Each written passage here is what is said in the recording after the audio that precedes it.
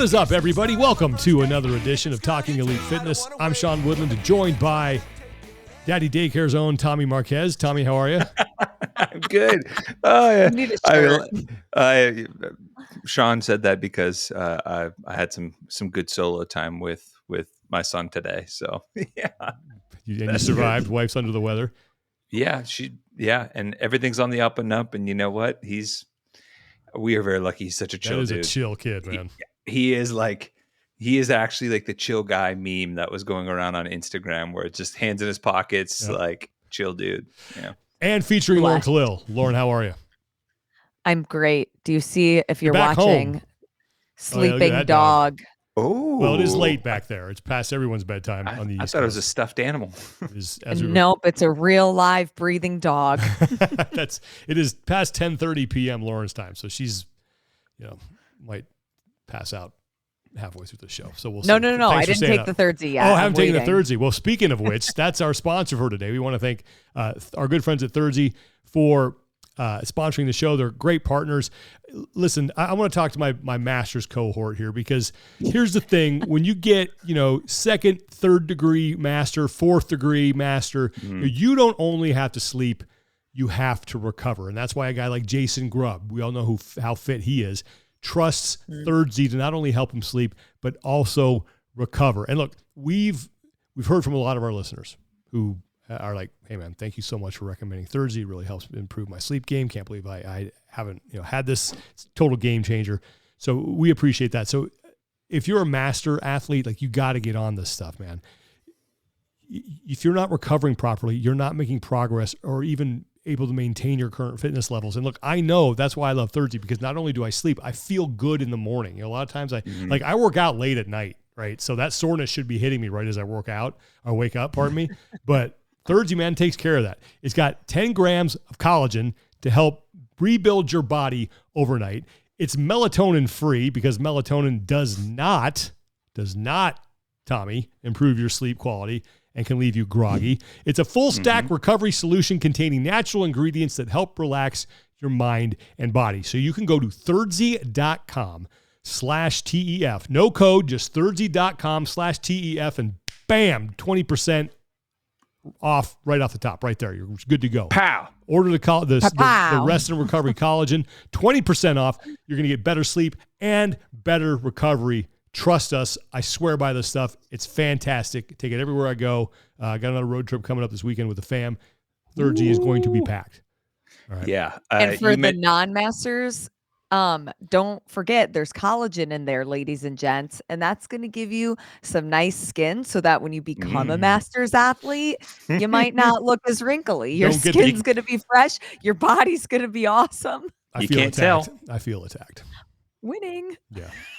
You look great, Sean. I'm getting my crows. Yeah, I'm getting wrinkled. Whatever, I'm old. Okay, thanks to Thirdzy. Really big fans of theirs. We got a lot to talk about today, and it's all is going to kind of weave together. Open. We have sites for the first two announcements. Latest numbers, we want to go over those. We have more athletes who are saying, yeah, thanks, but no thanks. World Fitness Projects has released some more information, and then we're going to get into a bigger discussion on kind of the state of the sport right now as we barrel closer to the Open. We're only a couple weeks away here. And it looks like we're going to have sort of two competing circuits with the World Fitness Project and the Games. And the discussion is that we want to have is, how do those two coexist? Can they coexist? And if they can't, what's the solution? All right. Well, let's get into the first thing we want to talk about. And we do our weekly check-in courtesy of our good friend Mike Halpin of Open registration numbers. Now, Mike, if you follow him, known and knowable on Instagram, has two slides. He'll show you where they are kind of percentage-wise based on the number of days of registration. And then he shows you where they are, where 2025 is comparing to 2024 with the same amount of days to go until we actually start. So that's like right now we're 19 days out. That's the latest one that Mike has. So 19 days away from the Open. Compared to last year, the numbers for 2025 are down 44%. Okay, last year at this point, we had 148,919 people signed up. This year, they have 83,354. That's with 19 days to go in both cases. And the reason they do that, the reason Mike is doing that, is because registration always starts at different times. Sometimes we've had more lead up, sometimes we've had less. But one thing that we can measure consistently is, okay, where was it at the same point as we approached the Open, if that makes sense, like how many days we had left in registration. That was a bad job of explaining it. But no, I actually thought it was pretty good. That's essentially and realistic. Where we're and realistically, if you're watching or if you follow Known and Noble, if you're not, you should be, because he's excellent with putting out numbers and analysis from the statistical side. More or less, regardless of when they start the Open registration, the trend and graph typically falls about the same. So that's why the days till is really relevant, because the trickle looks about the same in these middle days, in these weeks, months leading up, and what you always have is that late surge, and that those graphs have remained somewhat identical in terms of like arc and slope for like the last 3 to 4 years.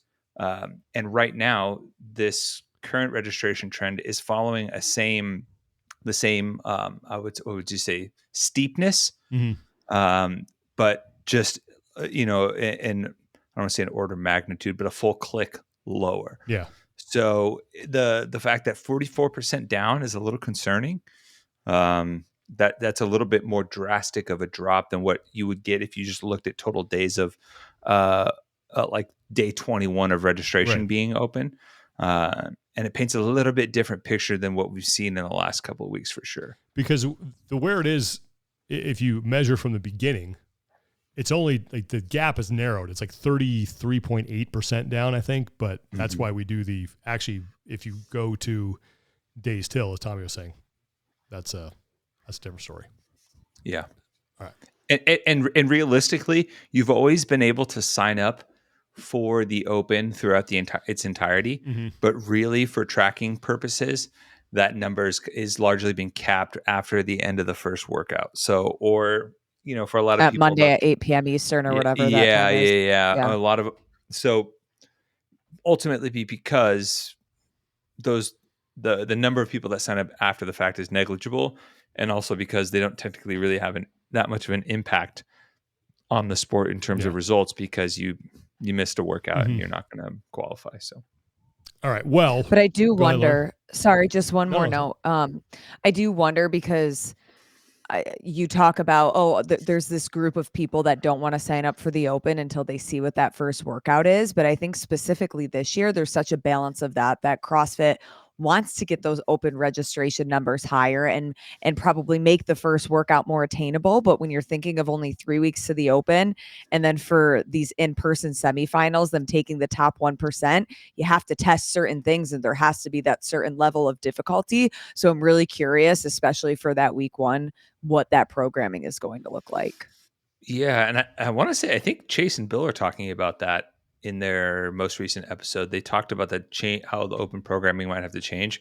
I'm not sure. I haven't listened to it yet, but I just saw that headline drop in my podcast feed. But that's a really good point, because, with the 5 weeks, you could have a very like broadly approachable first test. And then you still got 4 more tests, to kind of spread things out and mix things in. And unless you're doing a repeat where you do a 2-for-1, the real estate just isn't there. Yeah. Well, one thing that might help, and we talked about this, I think, on the last episode when we mentioned the Open announcements, and the first one has been announced, and this is the one that I mentioned. I knew where one was. This is the one that I knew, and that was CrossFit Mayhem. I didn't know if it was going to be first, second, or third week. But look, you got Rowe, you got Chase, you got Austin Hatfield, Haley Adams, Roman Krennikov. More than likely, it's going to be Rich Froning jumping out there. I love the way that they said they didn't know who the guest was, and they started. Yeah, that they talked on their podcast. He's like, however my knees and hips feel that day or whatever was funny. And look, those are the guys. I mean, that sounds like a fun show. All right, so maybe that hypes some people up. As long as Roe does the workout on the stream, that's all that I hope he care does about. too. Yeah, I mean, look, Adrian Bosman is close to there. He's in Nashville. He's in driving distance. That's where you fly into when you get to Cookville. You fly into Nashville. So get Boz out there. Let's do Roe Boz afterwards. Let's have a nice fun time at CrossFit Mayhem throwing down. Like, I think that would be That'd be cool, right? And they've been promoting it. I love the promotion that they put out. I thought the video they did was really well done. Got me fired up. I'm like, oh, that looks. Yeah. I hope I get to watch that. Yeah.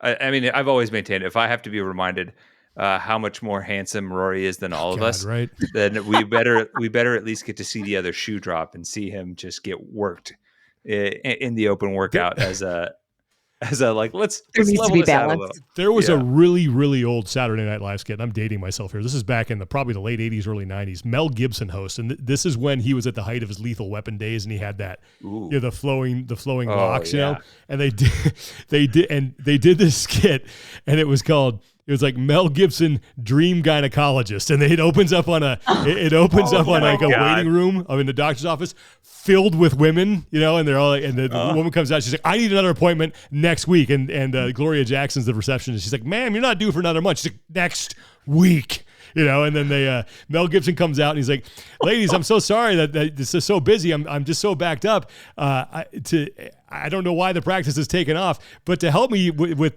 take on all these new patients, I've hired another doctor, and he brings out John Lovitz.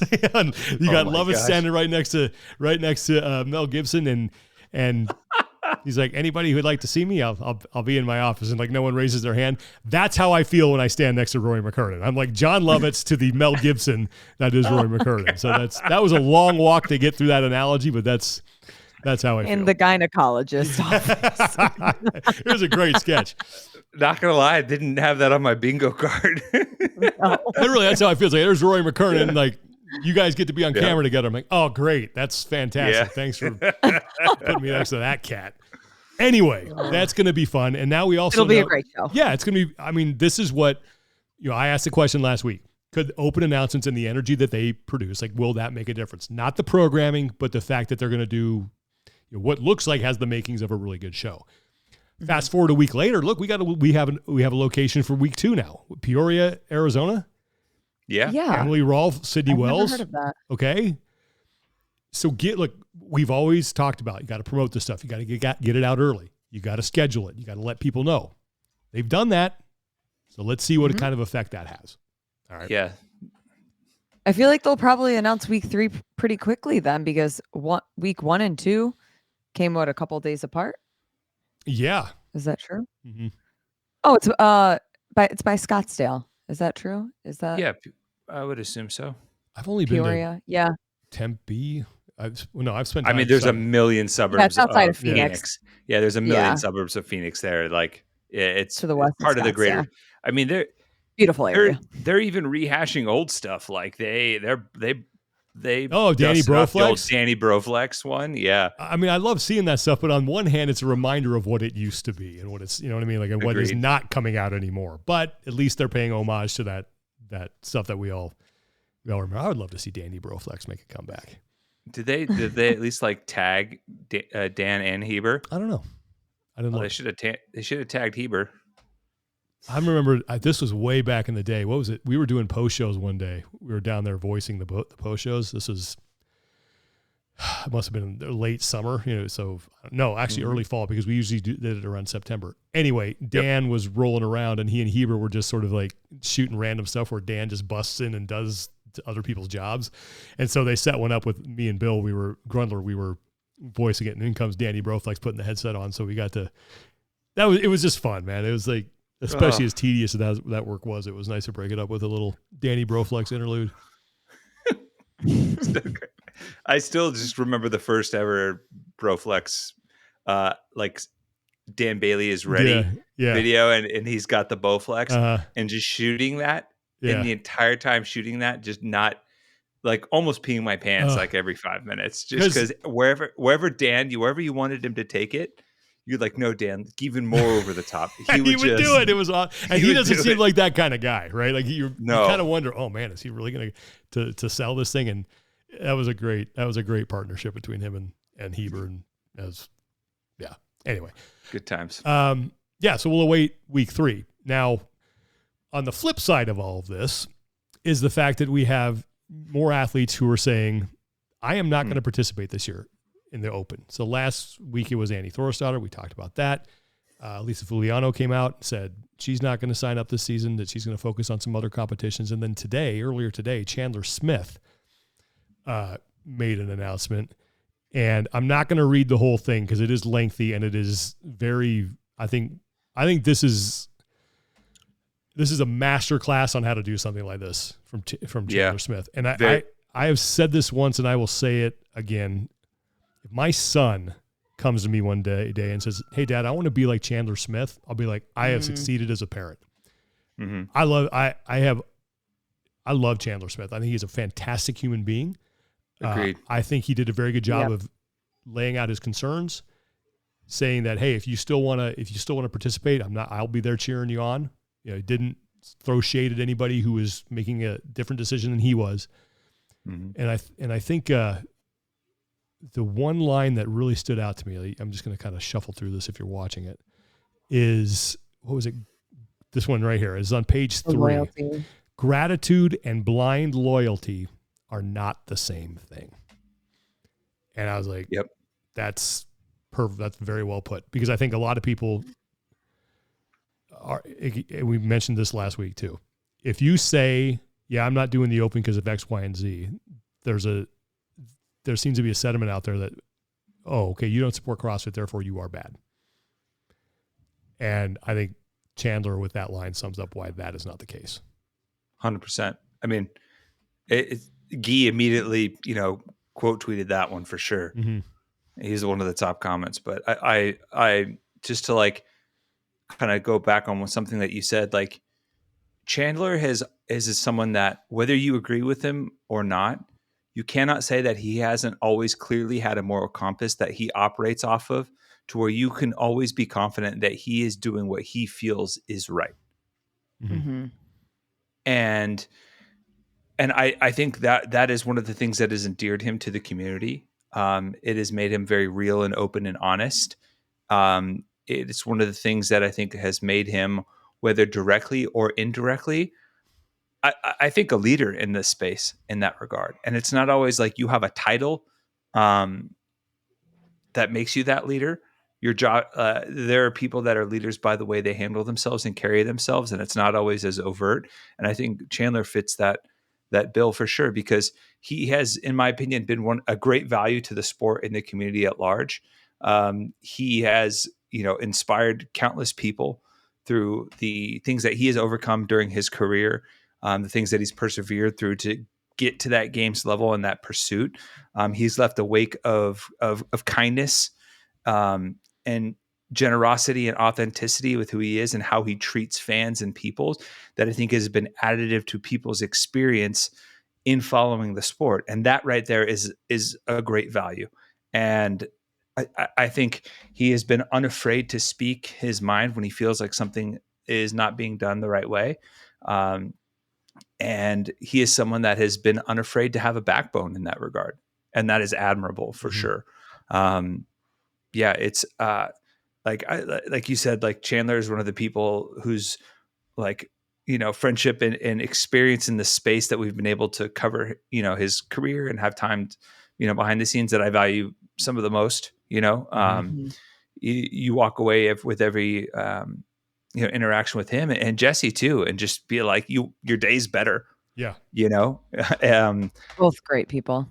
You turn the corner, you see them standing there at a competition, you're like, you just can't help but smile, and you walk away, with an even wider smile. And, I applaud him for being unafraid to use his voice, the nature of being open and honest, and utilizing your voices that not everyone's going to agree with you. But it shouldn't deter you from doing that. Yeah. And I thought he was very respectful. He was very eloquent in how he did it. And I think it's going to resonate with a lot of people for sure. There was also some things that he said that I thought were also important too. He did mention that there are, when he was basically saying he was going to support people, he was like, I think it touched on an aspect that I think is really important, right? That like these decisions are not monolithic, regardless if the outcome is the same. So not everyone choosing to sits out for the same reasons, and they shouldn't be treated as such. Just like not everyone choosing to compete will do so for the same reason. Some, he said, will do out of choice, others out of obligation, right? Which is the nature of the game. Like there are athletes that have to do the game season as part of their sponsorship contracts. And so whether they want to or not, their livelihood depends on them signing up. And, they may not want to compete, but they have to, and they are financially obligated, and that's okay. But I do think that he does touch on some of those aspects that are really important to remind ourselves when we're looking at these decisions, because there's certainly going to be more of them coming out. I just to tell you what kind of person Chandler Smith is, like I have not spoken to him a ton, but when I do, like you said, it's a great conversation. When my dog passed away last August, he texted me. I didn't even know that guy had my number. I mean, I had him in my phone because I had to reach out to him for different things, but he texted he never met my dog. He barely, like he and I, we know each other in a professional sense, but the fact that he did that, like that tells you a lot about a person. And now it's like, this will lead us into, I want to mention one thing about the World Fitness Project, then we'll get into the bigger conversation. But this is not going to be the last one of these. Like it's just even Joshua El Chama, I don't think he outright said he wasn't doing the open, but he had a post on his Instagram story today and just talking about how there's this major divide in CrossFit, and he compared it to how people treat politics right now, and just kind of saying that he never thought that things would get so unprofessional and so hateful. So it's sad when you see that so many people are now coming out with these statements, because especially when you think of somebody like Chandler Smith, I'm sure he has been sitting on this post for weeks, let alone months, trying to figure out like what is the best way to curate what he wants to say and how he wants to move forward. That, Sean, like you said, I'm curious to see how other athletes and who comes forward with a similar sentiment, or just, where their cards are with how they're feeling. And I don't get the sense that this is something for Chandler where he's like, hey, I'm going to get a bunch of attention on this. I think he's doing this because, and he said it, he mentions it on the first slide of his post. Like, what good is having a voice if you're not going to use it? And I think he is trying to stand up for something that he loves and I guess affect the change that he thinks is necessary in order for things to move forward. And now it's, I don't know who's going to be next, but I can't imagine this is the last one. Yeah. And I imagine that there'll be some leaderboards scouring to see, because I'm sure not everyone's going to announce it. But I would be shocked if this was the last one for sure. All right. Well, that'll move us to the World Fitness Project. And what they did recently is something that I think athletes have been asking for a long time from CrossFit, is that they released a list of all the movements that you will see at their competition this year. And it has, here, I'll put it up on screen. It's got they have different categories to it. They have dumbbell, they have kettlebell, strongman, other, and they list everything out. This is for the pro and the challenger divisions. They have barbell, gymnastics, monostructural, burpee. They list all the different kind of burpees, axle bar thing. So yeah, that is a robust list. There's a lot on there, but I like the fact that they're saying, all right, here it is. This is everything that we could possibly program. It's all right here. Okay. No surprises. You have a chance to try everything on this list.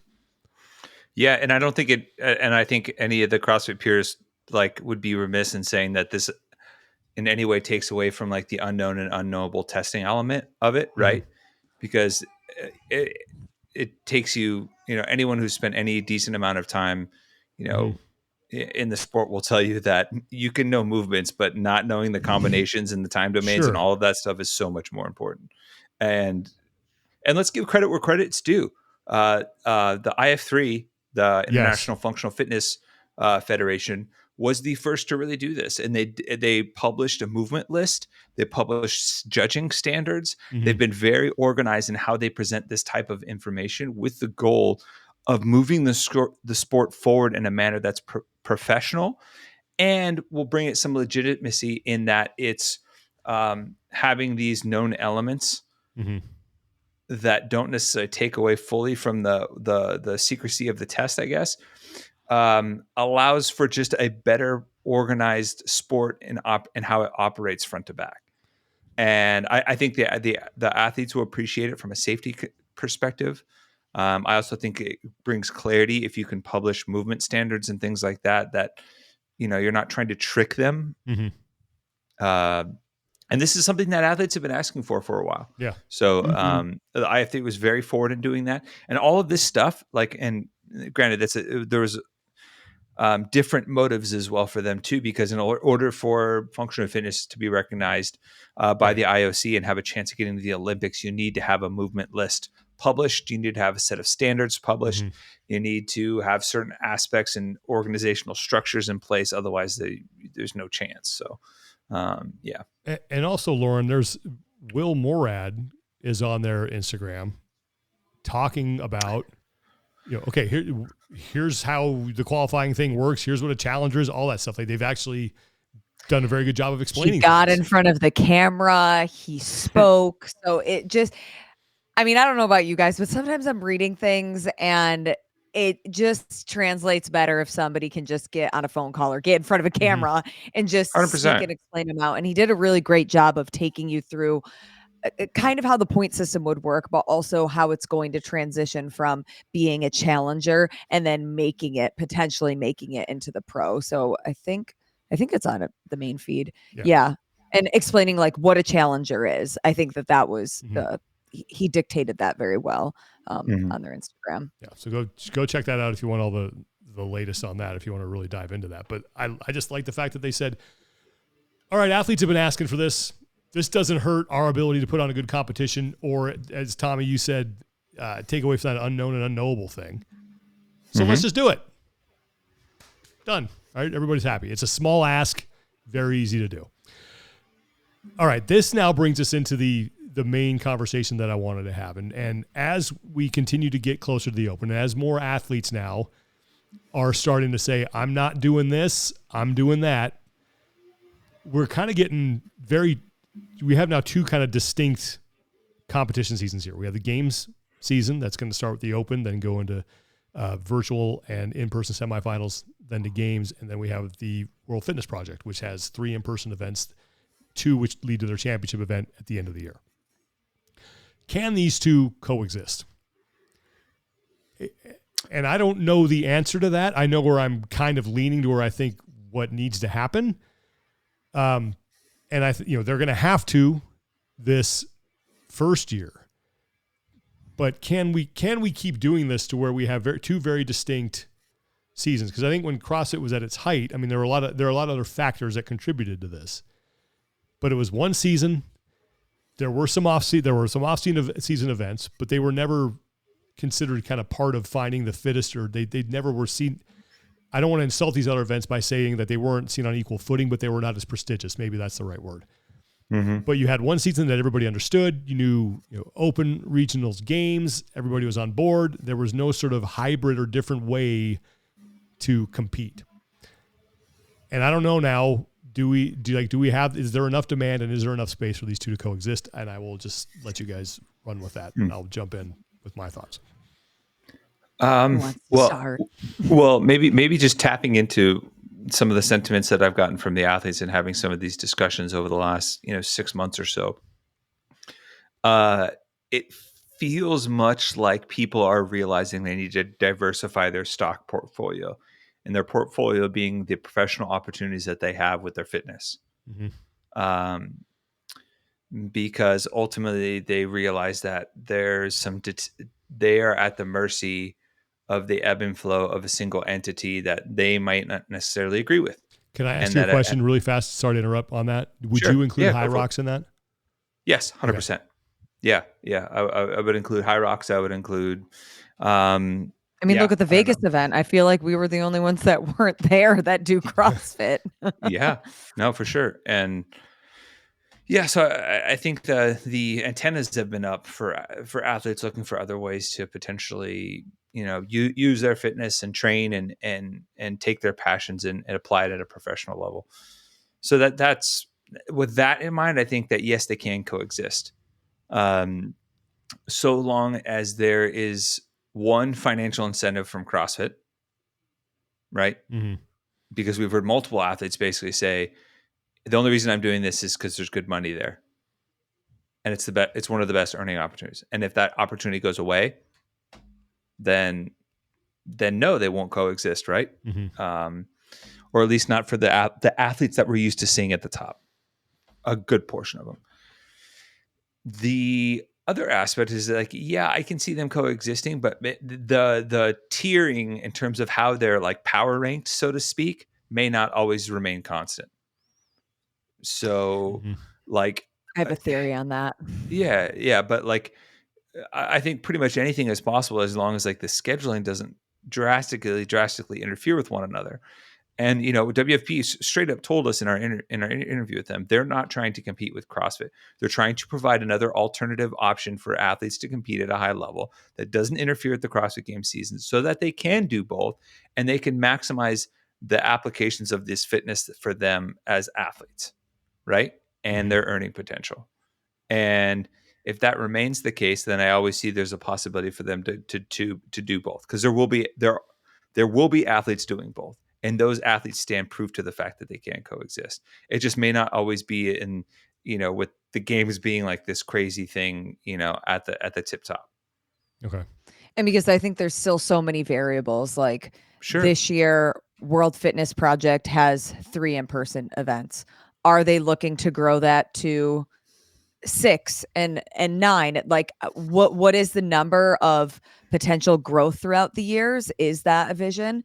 And is the CrossFit Games season going to stay the same? Is it going to stay with this? You can choose to do semifinals in an affiliate, or you can choose to do it in person. Because when you're thinking of the athlete picking and choosing, that probably the biggest earning opportunities, Rogue, Wadapalooza, the Games, World Fitness Project, Dubai. I mean, you're getting more and more on the table. So at some point you do need to pick and choose what makes most sense for you in your season. I think that if the World Fitness Project is successful, and if it's successful to the athlete, I could see a world where maybe not next year, but maybe in the next 2-3 years, if things are still progressing, the World Fitness Project turns into where we see the elites compete, and the CrossFit Games turns into that second tier bubble if the prize purse diminishes for the games. And that's where, and the games is where we almost see it as a feeder system for those athletes to then become challengers to eventually become pros in the World Fitness Project. Because those bubble semifinals athletes, they probably care less about the prize purse than the best of the best, because they're used to getting that. Like if you have these athletes that haven't broken through yet, they're still trying to get sponsorship opportunities. They're still trying to compete in person as much as possible, which coexists with getting sponsorship opportunities. So I wonder if that's where the balance is, where they do both coexist. They just change, kind of as Tommy alluded to, where are the best athletes and where are those second level athletes that we're keeping an eye on to one day be the best. And I know that they have stated that. And you're right, Tommy. They're like, we don't want to compete with them. This is an alternate avenue. But if you're offering something to athletes to where you're saying, you're going to make X amount of dollars over here, and you're peeling off some of the top people in the sport and I don't want to say keeping, but motivating them to just come do your events because of what you're offering. And let's just say hypothetically, for sake of argument, top 5 men, top 5 women from the games last year, I'll say, yeah, I'm going World Fitness Project. While you're not explicitly saying that you're competing with CrossFit, you kind of are, because you're taking away some of the best draws that they have to get people to watch their sport. But are you taking it away, or are you just offering something better? Well, you're taking it away because you are offering something better, and that's the definition of competition. Like that. And so, Or is it a little bit of like CrossFit abdicating that spot on the throne based on their actions, right? It's like, I don't know. It's like, and granted, people's stances can change, right? Like if WFP gets a ton of momentum and suddenly they're like, hey, we want to throw our weight around a little bit, it's like, it's that kid who finally hits the growth spurt on the playground, and maybe he wasn't going to challenge the bully before, but suddenly you hit your man weight a little bit, and I will go up and maybe challenge for the king of the playground a little bit here, and I'm not afraid of that anymore. And that could be just a matter of where you are in the hierarchy, but at the same time, if they're trying to just create another good opportunity, why wouldn't they? Why wouldn't they coexist at least for at least for the time being, when the schedules don't conflict? Because also, if I don't know, like it would seem very short-sighted, to come out of the gates right away and be like, no, you can't. We're trying to provide more opportunities, but you have to only do ours. No, and I don't think right? because they're not doing that, by the way. Not, and that's and there are athletes, as Lauren said, who do want to do both, and that's fine. They should be able to do both of them. But the thing that before I think we can even get into this, can they even compete, or are they going to be competitors, is that the World Fitness Project has to kind of succeed where no one else has, and unlock the code of how do we make this profitable? Because that was, I don't know of anybody who's been able to constantly do that. That was the big thing that prevented, or that caused a lot of the changes that were made in 2018. Like the games just weren't profitable. A lot of people were, I know it depends on who you talk to. Yet, absolutely. Well, and technically they did turn a profit on a couple of years, but they were viewed as it's just the juice is not worth the squeeze. We're spending way too much here.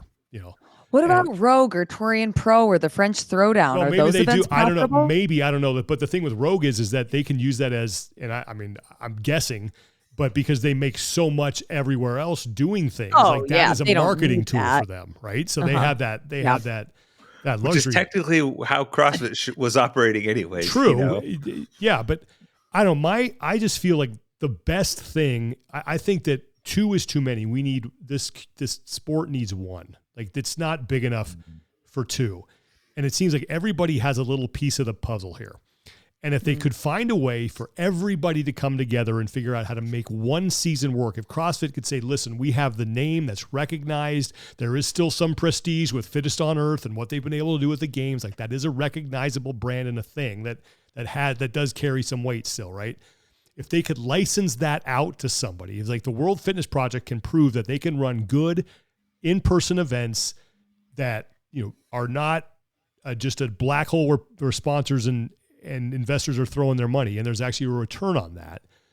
And CrossFit can say, all right, we have the Open. Everyone loves the Open. That's a great way for us to make money. We'll run the Open. That can be sort of the opening stage. World Fitness Project, you have unlocked this middle part, so let's work together now to bring these two things together. And to me, that would benefit everybody because it would take this huge cost off of CrossFit's plate. They could just charge a licensing fee or whatever it was. And that's just and I've said this before, that's a cash or a check they cash. And then they have someone else run the whole thing, but they put their name on it. And maybe they have some say in, how events are run as far as, the programming, things like that. They're not making the final decisions, but they do have a seat at the table. You bring the PFAA in, and now you have the athlete buy-in. You get, you're not competing anymore for eyeballs or anything like that. You're the premier circuit. And I just, right now, that seems to be the best solution for me, is come together and figure out a way to make this work. And I love this analogy, and it's not mine, but I got it from a guy I used to work with who was in PR, and he played football at UC Davis. And he said their defensive line coach used to say, you don't want to hit people with an open hand. You want to hit them with a closed fist. And right now I feel like there's like an open hand just flying around. And if you can come together and unite behind one thing, now you're hitting people with a fist, and it makes everybody better. Mm-hmm. But that's because you have the mindset of rising tides lift all ships. And right now, arguably one of the biggest issues in this ecosystem is nobody can play nice together. It's this constant attack in every space that if you aren't going to die on this hill with me and agree with me, then I'm going to mute you, unfollow you, like talk crap about you. And instead of just being like, hey, yeah, I don't necessarily agree with that, but let's talk this out, because I feel like maybe there is somewhere that we could have a similar mindset on something, because at the end of the day, we all love fitness. We all love community, and that's what ties us together. And if we can just get back to that, maybe, Sean, we could live in a world where that would happen. Well, it's not, I'm just talking from just like a practical standpoint. Is that just, to me, makes the most sense. Now, maybe maybe World Fitness Project is successful. They find a way to make this profitable, and they are able to grow it. And they're like, hey, we don't need them. We don't need CrossFit. We're doing our own thing. That's certainly possible. But like I said, no one else has kind of unlocked that code. Yeah. And I guess like, I'm kind of going back to the same thing again, but it goes back to what they really want to be. Like, what are their future plans are, right? Because there have always been big earning opportunity off-season comps that have survived in conjunction with the CrossFit Games. Now, granted, depending on when you took the snapshot, it would look different, right? Because, 10 years ago, if someone asked, hey, what were the biggest competitions that I could go to as an elite athlete and get exposure, that have been like, OC Throwdown, like East Coast Wadapalooza. Championships.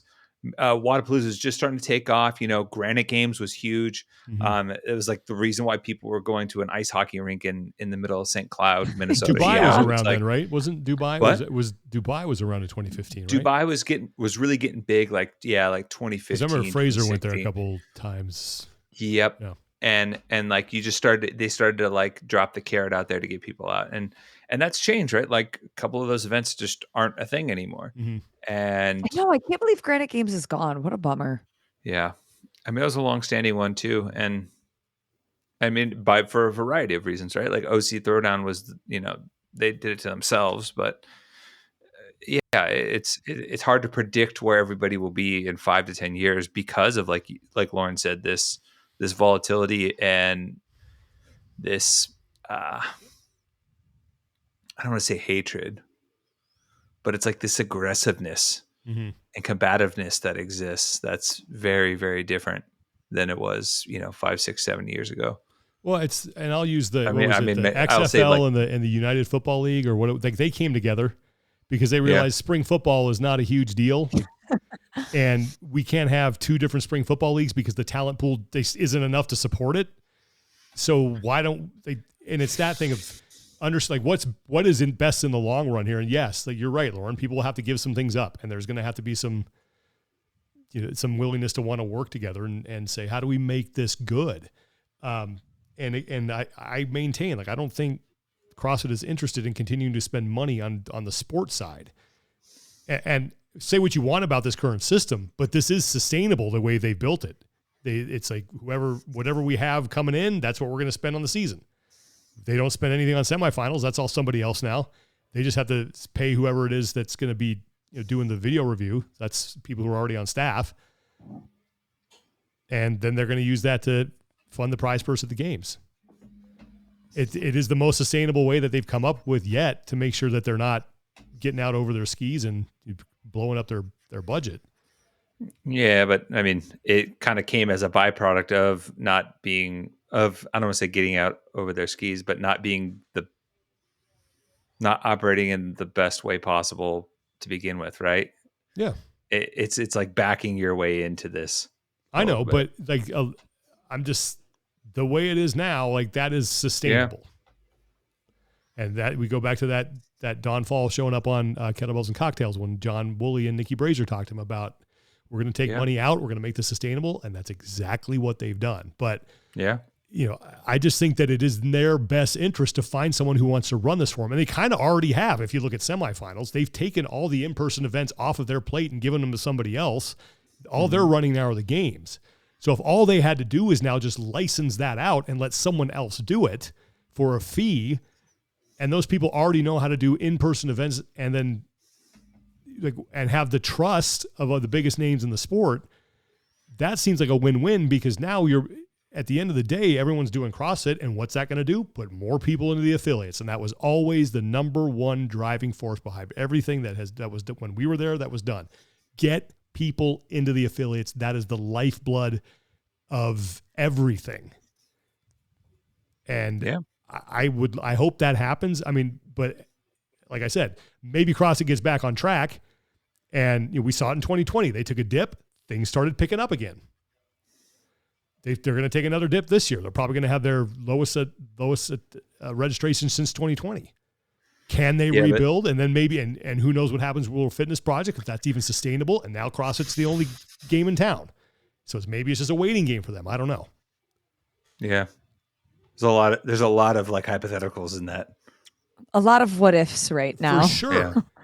Yeah. Which I think it is smart why athletes are, a lot of them aren't showing their cards yet. And a lot of them are going to try to do both seasons because they don't want to put all of their eggs in one basket when it's their livelihood, and the risk is too big for some of them that they just can't afford that, literally. Yeah. Well, and how many of them are sitting back, and I'm talking about the really good ones. And I haven't looked at who's registered and who's not, so I don't know who's signed up. But people who have a legitimate shot of finishing in the top 3 and winning some serious money and winning like good money are sitting back going, what's the prize purse going to be? And is this worth my investment? And if I, know that I can go maybe win 2 of these 3 events, the World Fitness Project, why even go through that season and make sure that I'm in peak competition shape for these 3 events so that I can maximize my earnings? Like, I mean, do you think some people are sitting back waiting to see, and doing the math on what that prize purse is going to be? Mm-hmm. Yeah. So and again, I don't know who has and hasn't signed up. I haven't been looking, but you got to think that some of the top athletes are doing that math. Yeah. And also just kind of waiting to see, buying as much time as possible to make the best informed decision for themselves, because there's a deep-seated mistrust that still exists. Yeah. And some people are willing to look past it. A lot aren't saying it. Mm-hmm.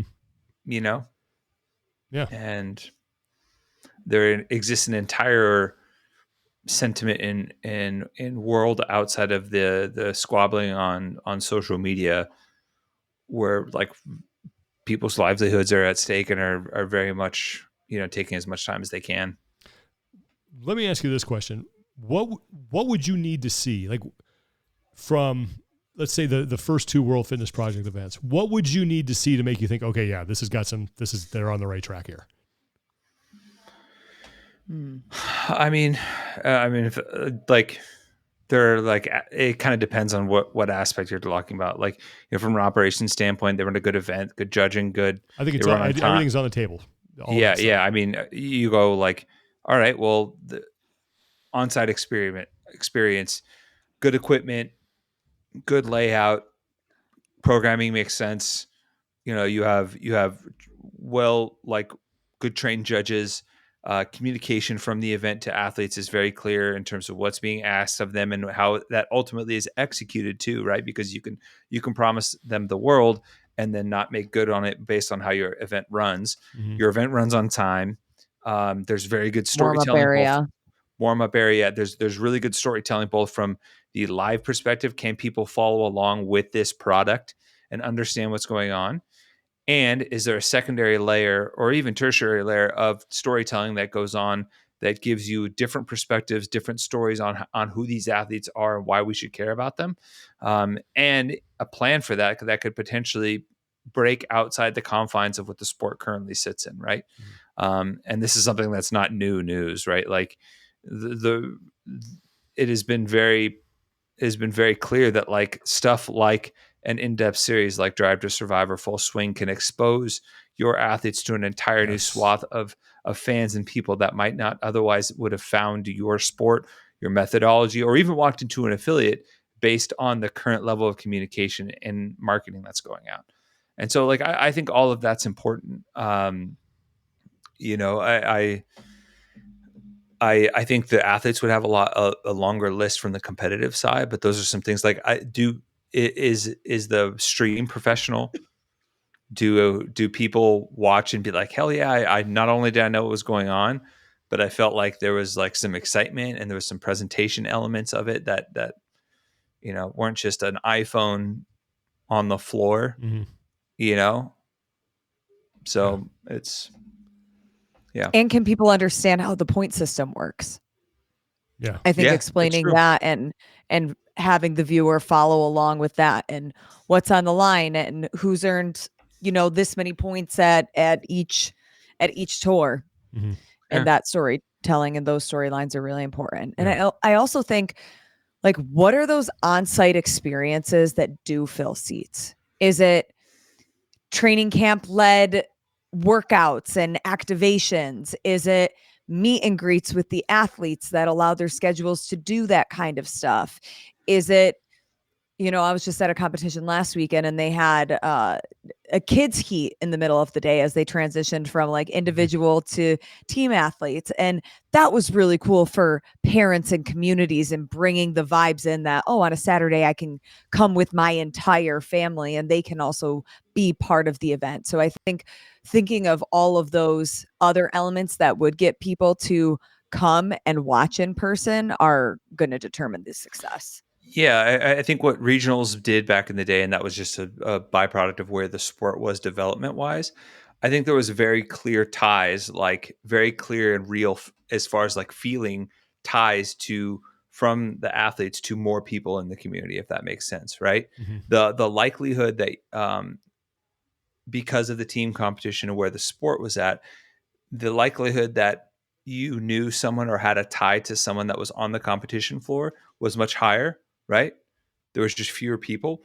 And as a result, your gym could rally around that person. And then it didn't just become hey, I'm a fan of this sport. It became a community event of, hey, we're all going to go down. We're all going to get an Airbnb. We're going to go out for dinner and have some fun. We're going to party a little bit. And we're also going to go support this person from our gym or this person that one of the coaches at our gyms is his best friend or something like that. And there was those connective lines that were much more widespread, or at least felt that way. And how that network was presented that made those events much more, I don't want to say well-attended, maybe well-attended is the case, right? Because I mean, like the on-site experience, it's not like, Vendor Village was what it was. It wasn't like it wasn't like a festival experience at regionals, but a lot of people wanted to go and there was still plenty of reason for them to go. Yeah. I remember going to the games in 2011 as a fan. It was the first time I'd ever gone to the CrossFit Games.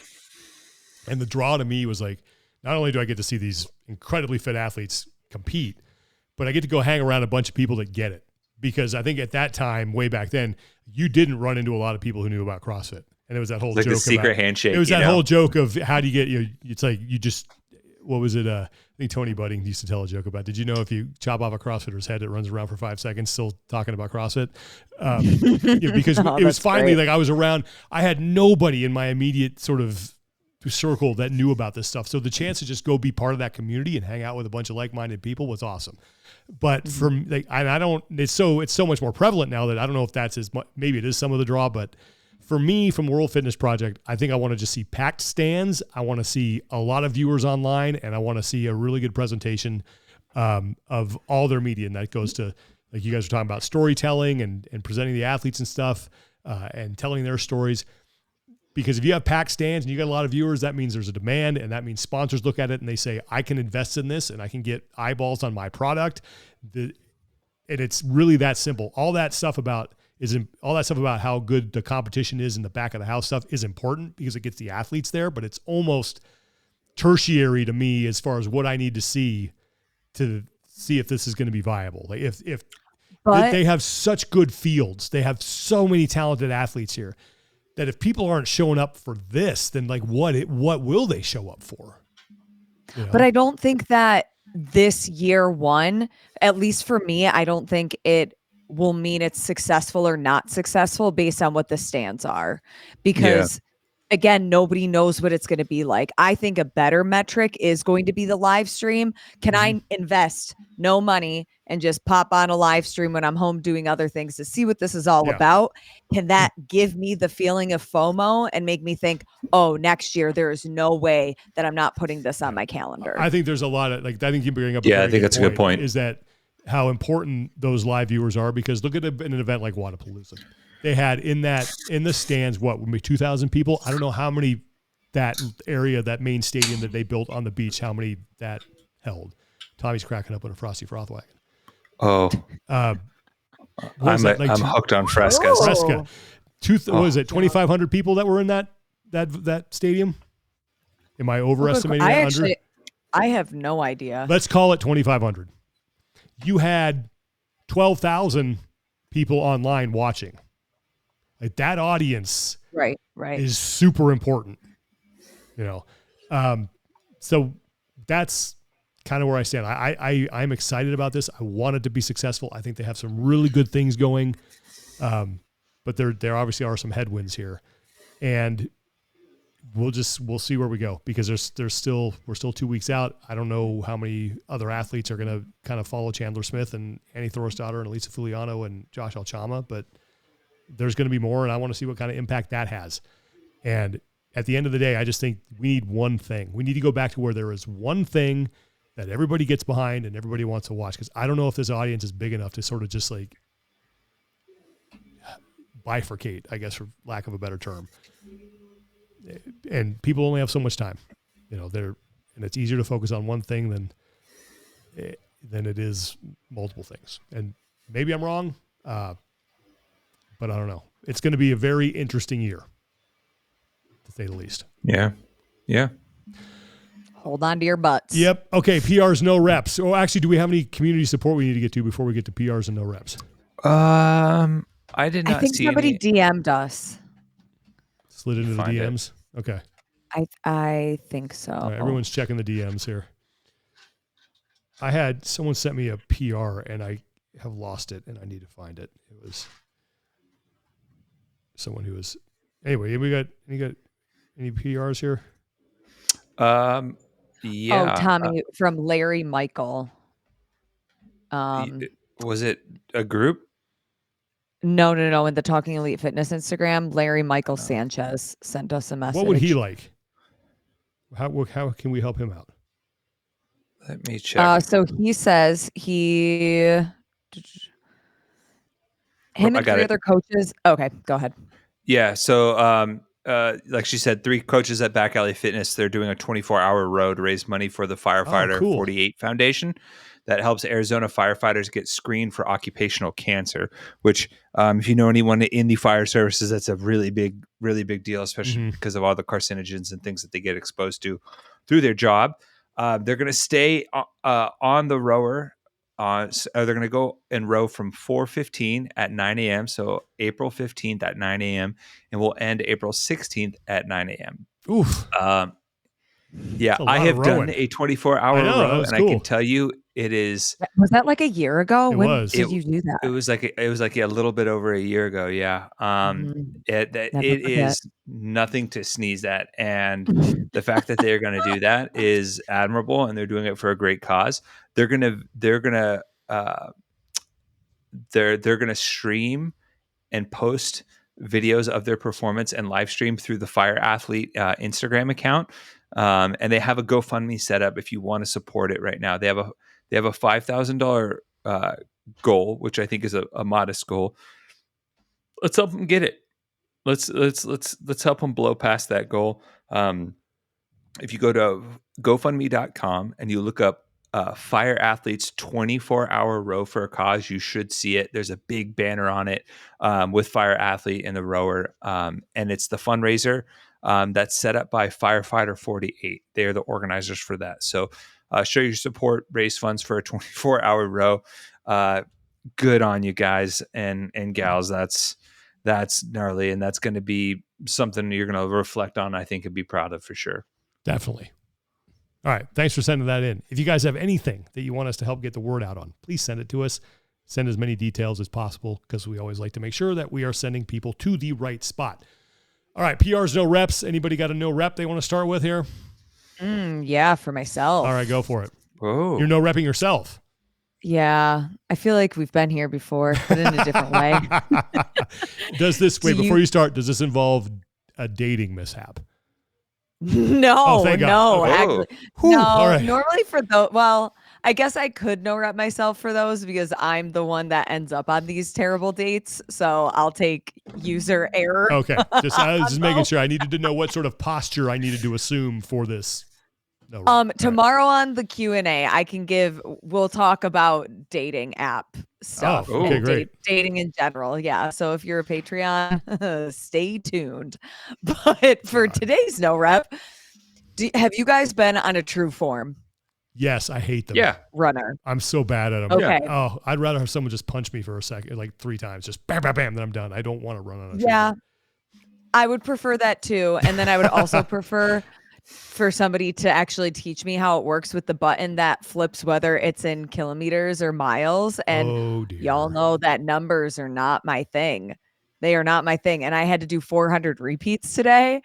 Ooh. And I know I'm a bad runner. I'm like, dang, I've been doing this 400 for over 4 minutes. That means that my 100 meter is over a minute. Like, I must be really. You should have been clued slow. in right there. Like, something's wrong. And then I finally set my Garmin because I just had it in the hip because I also had rowing intervals. So it was just easier. And I was like, you know what? For this next set, I'm going to put it on the actual running feature. And yeah, I had it in the wrong settings. So I did extra running today on the true form. So no rep to me because numbers. That you ain't gonna nobody got time for that. Mm-hmm. Tommy, you got a no rep? I'm gonna no rep. What is the best way to put it? Ooh, it's gonna be a good one.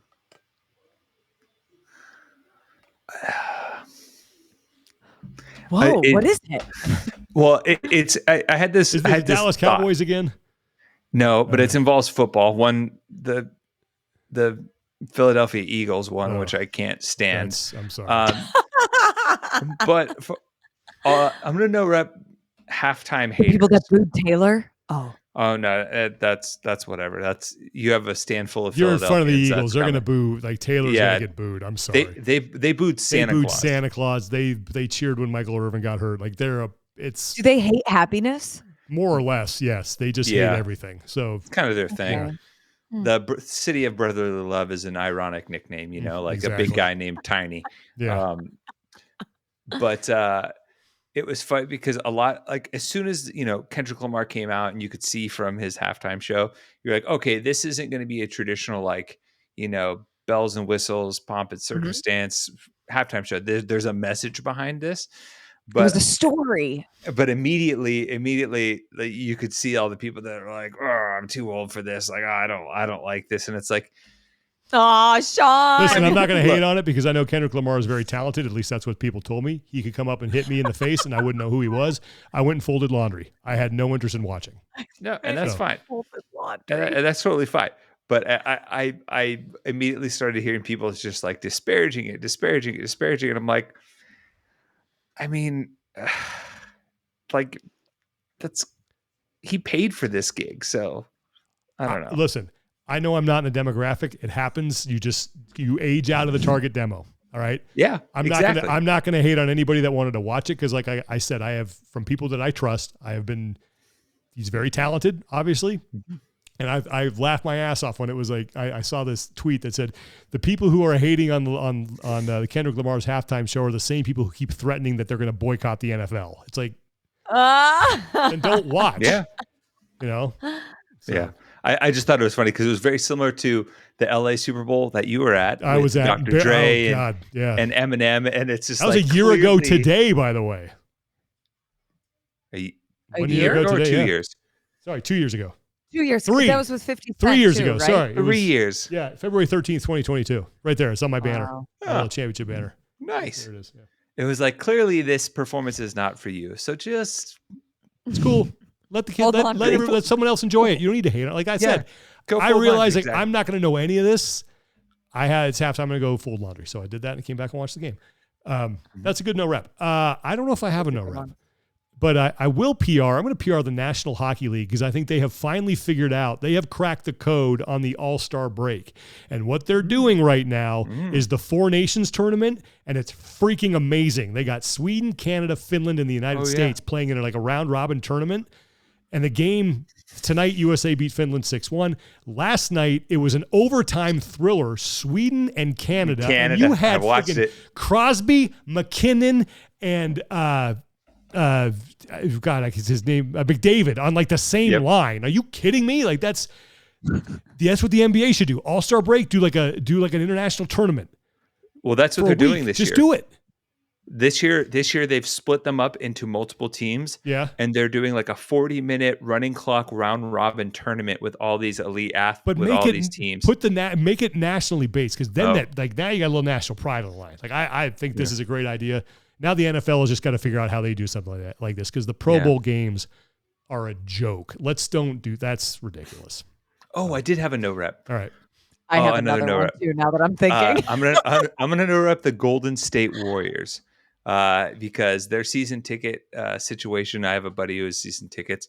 Have you heard of a seat license? Yes. No. So my buddy has had season tickets for multiple years. It's a scam. And you've had to have a seat license. It's basically this one-time fee that you have to pay. That's almost like a threshold to be able to have access to and buy season ticket holders. Like in order to buy season tickets, you have to own a seat license.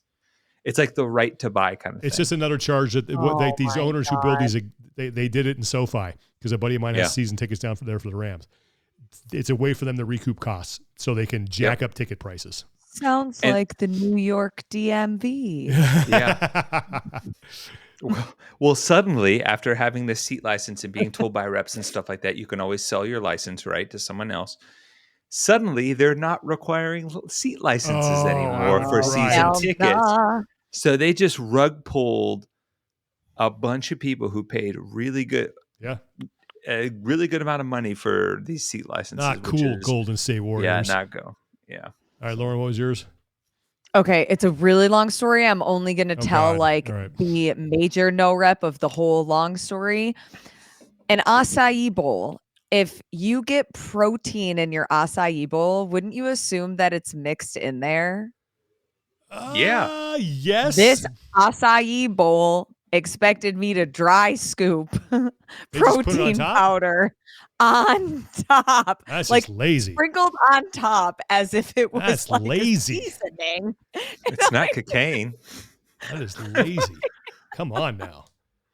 Yeah, so they are getting it's not the one that we know and love that's at the normal CrossFit event. This was don't ever utter a disparaging word about those things, or we're gonna have a big Sean will take up the battle axe for what is it, Warrior Bowls or whatever. The Warrior Bowl. It wasn't that brand. It was a different one. Oh, it's so good. And Wex, our good friend Wex at Wadapalooza kept he sent me a picture like with him and a bunch of people. I think maybe you were in it, Lauren, with like Warrior Kelly Bowls. And I sent you one.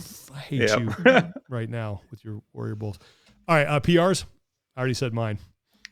I'm going to PR Rob Pelinka for pulling off the heist of the century and getting Luka Doncic to the Warriors. Oh my God, how you Lakers. Feel about that, huh? I absolutely love it. You got Luka and Puka. You got the Luka Puka connection now in LA. Just the storyline's just right itself. That's great. They could do a fun buddy cop, comedy after that.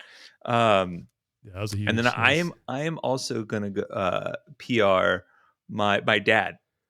All right. So Tom Sr., Abuelo, as he's known to my son, he has the magic touch for naps. Oh yeah, no, it happens. I don't know what it is. It's maybe his age, and that's what it is. My kid gets a scent, and he's like, "Oh, this guy's seasoned. I better get it in while I can." He's not gonna. No, he. It's something about it. We joke that my son's getting a contact high, but the for some reason he will go from like 30-minute naps. The minute my dad's got his brown warmth on him, it's hour and a half, 2-hour naps. Your dad has a very calming presence, though. Like he is a very mellow, he just has this aura of calm.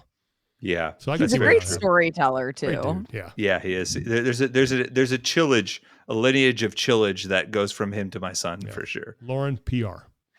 2 PRs to 2 content creators in our space.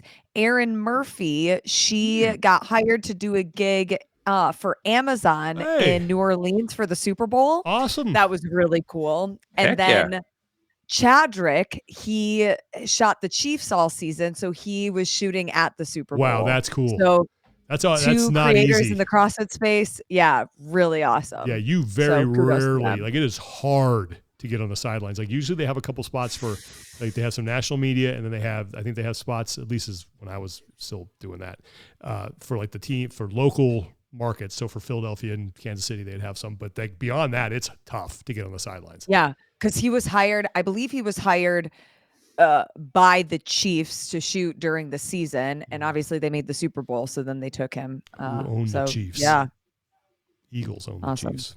All right, okay, those are some good PRs and no reps. Next week, what do we got? Anything? We're just going to keep an eye on what's going on with the Open, and then we got the Open around the corner. We got Arnold Strongman Classic coming up, and then we are in the thick of it. And it, like we were saying earlier, it's going to be a very interesting year and a very interesting next couple of months. So that is going to do it for today. Thanks so much, everybody, for watching. Thanks for listening. For Tommy Marquez and Lauren Calero, I'm Sean Woodland. Take care of each other. Be better. And we will talk to you guys next time. 1, 2, 3, go! Like a kiss at the start of a first date. If it's good, I don't want to wait.